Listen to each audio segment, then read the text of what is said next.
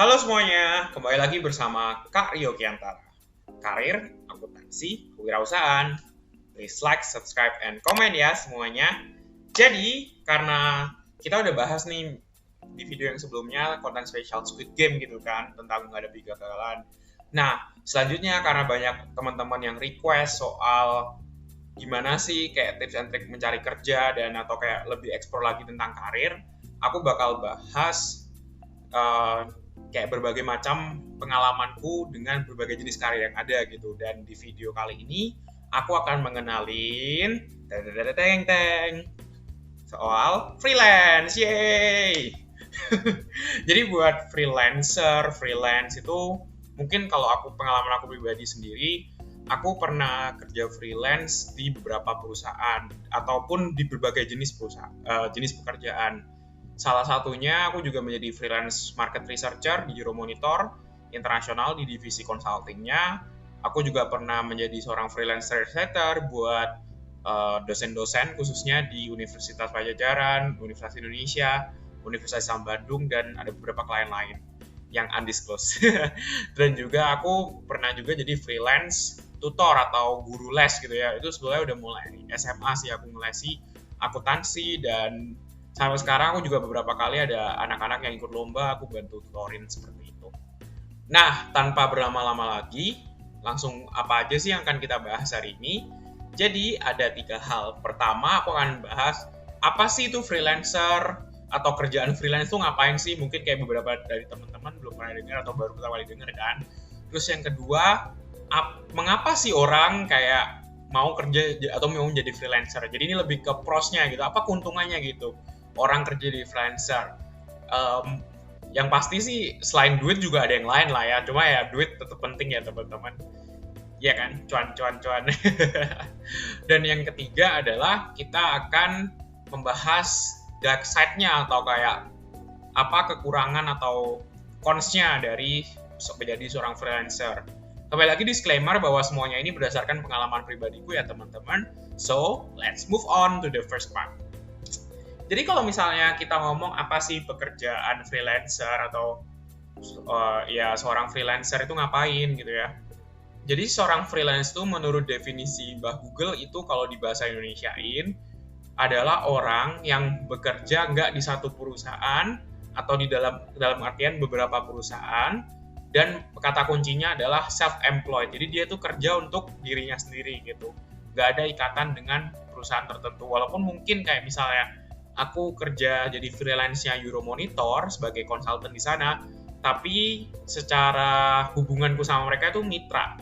Jadi kalau misalnya bisa dibilang, apakah seorang banyak ya jenis-jenis freelancer gitu ya, tapi kayak contohnya mungkin yang paling banyak di Indonesia, mungkin driver-driver dari perusahaan ride hailing, nggak boleh nyebut merek ya, itu mungkin mereka bisa dibilang masih, kalau dia juga sambil di beberapa ride hailing kan ada yang warna ada yang bisa kerja di si hijau itu sama si hijau lagi satunya, dia itu juga termasuk freelancer dalam definisi ini gitu. Nah, mungkin kalau misalnya ditanya lagi ya kayak apa aja yang lain gitu sih freelancer, tadi aku udah mungkin kalau dari aku ya selain kayak translator, konsultan, terus juga ada gitu ya, tutor, juga ada kayak misalnya programmer, digital marketer, brand ambassador pun bisa dibilang freelancer karena dia kan juga banyak ya. Nah, tapi mungkin kayak di sini aku lebih konteksnya kayak freelancer based on my experience ya. Jadi semuanya bagi besar pengalamanku. Oke, itu aja sih pengenalan tentang freelancer. Kalau teman-teman masih ada yang mau ditanyain soal freelancer, bisa tanyain di kolom komentar ya. Jadi biar aku nanti akan reply ke kalian soal freelancer. Video editor juga di sini mungkin bisa dibilang juga, bukan mungkin ya, mereka juga termasuk freelancer. Oke, lanjut kita ke bagian kedua. Nah, mengapa sih orang ngelakuin atau mau jadi seorang freelancer gitu kan? Itu pasti pertanyaan yang teman-teman tanyain. Atau mungkin teman-teman sendiri nyari video ini tentunya karena teman-teman mungkin udah ingin mencoba gitu kan. Nah, yang pastinya kalau menurut dari riset dari Flex Job Survey, dia bilang 70% freelancer ingin work-life balance yang lebih bagus gitu. Karena dia sendiri yang istilahnya menentuin work-life balance-nya gitu kan, punya lebih independensi karena dia self-employed. Nah, kalau aku sendiri akan melihatnya dari kacamataku, selama aku kuliah ya. Jadi kayak itu dulu konteksnya atau selama aku belajar.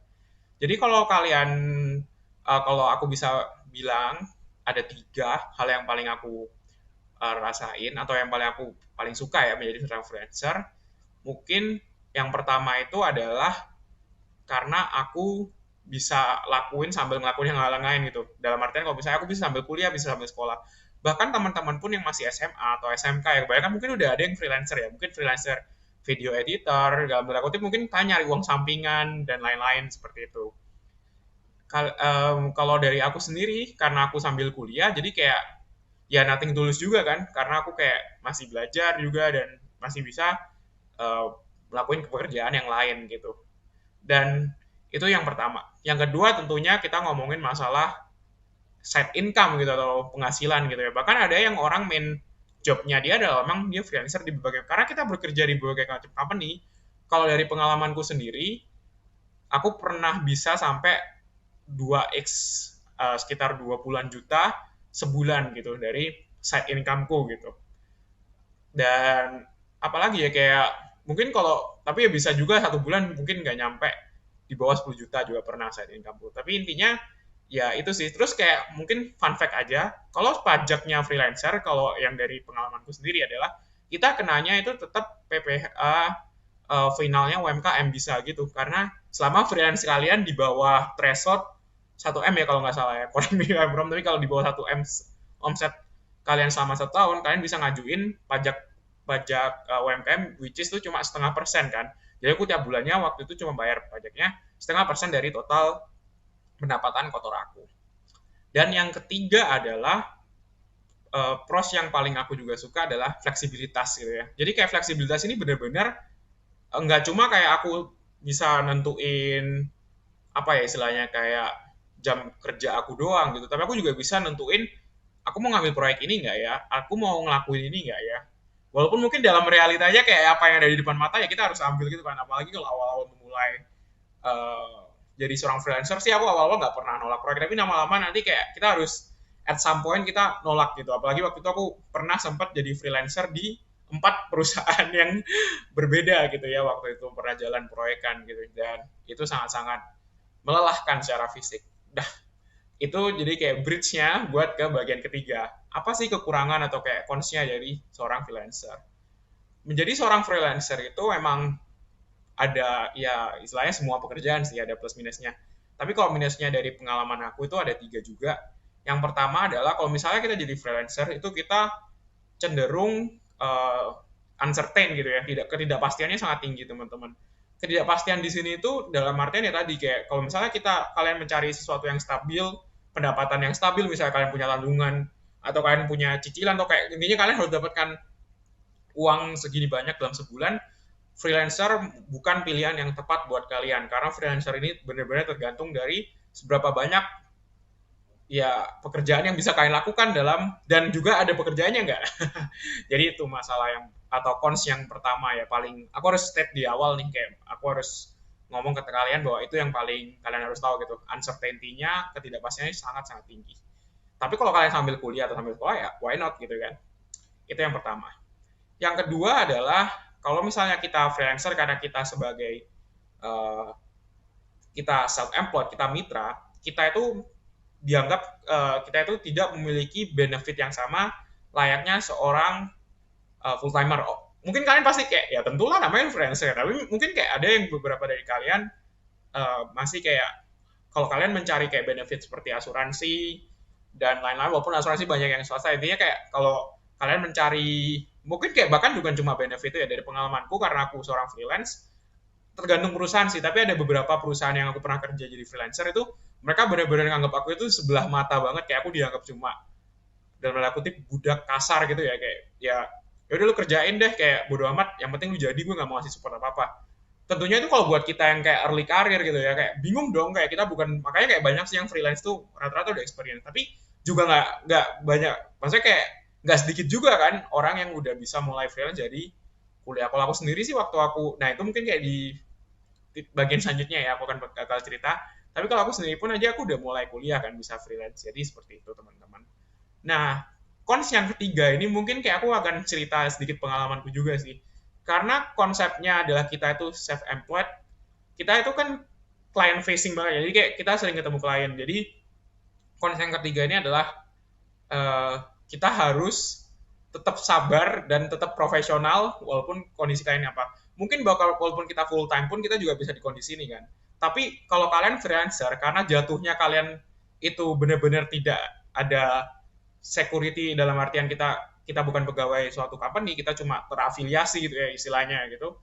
Ya kalau aku sendiri, aku bahkan pernah dikatain kasar gitu sama kayak bener-bener di mesoin atau bahasa Indonesia ya pokoknya dikatain kasar lah sama salah satu klienku di depan mataku sendiri gitu ya. Aku agak shock sih, tapi kayak aku harus tetap senyum dan oh ya seperti itu ya Pak, oke saya revisi gitu. Jadi kayak well for me kayak waktu itu aku masih tahun 3 kuliah kan kayak wah quite shocking ya kayak padahal dia tuh di LinkedIn-nya kayak bagus, profesional, udah 12 tahun kerja di sebuah perusahaan ternama, tapi dia masih bisa ngata-ngatain yang kasar gitu ke aku. Jadi ya itu sih kita tetap karena kita statusnya freelancer, ya kita harus tetap senyum dan itu sih pengalamanku pribadi. Dan kalau istilahnya kita karena apa ya istilahnya kayak karena kita ketemu klien tuh macam-macam, ada juga yang kayak baik banget. Jadi kadang aku juga suka sih kerja sama yang kayak mereka kayak extra miles juga kayak karena mereka pengen mencapai kayak karena kalau aku sendiri jadi waktu aku jadi research consultant atau market entry consultant mereka mau sukses masuk ke Indonesia gitu kan, tapi dalam kenyataannya kebanyakan sih kayak juga kayak yang penting gue udah bayar lu puluhan juta nih ya udah lu urusan lu, tapi ya kenyataannya kan kita kan juga kerja buat tujuan bersama kan. Jadi itu sih pengalamanku pribadi. Nah, mungkin kayak itu aja hari ini teman-teman.